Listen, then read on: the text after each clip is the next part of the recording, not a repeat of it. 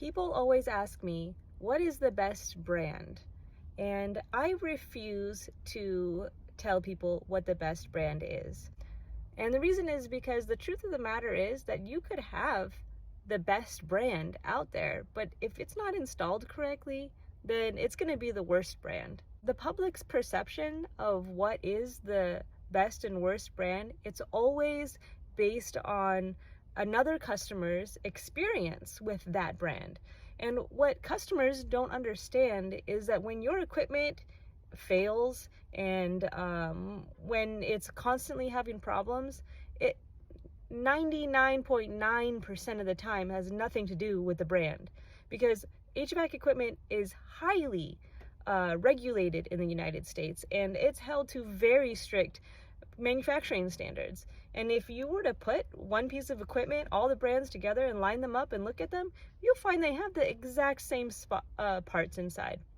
Really, the biggest difference between one brand and another, it makes more of a difference to us as contractors, because it has to do with how well they're engineered to be serviced. Like, how many screws do you have to take off to get the fan out?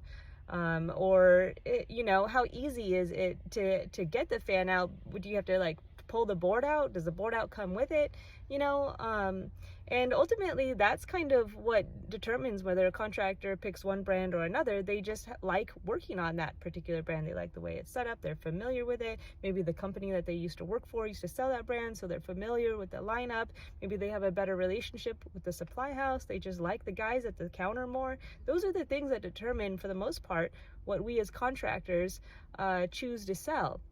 But going back to a customer's experience on what brand is better or worse, usually the problem, 99.9% of the time, has to do with the person that they chose to install the brand.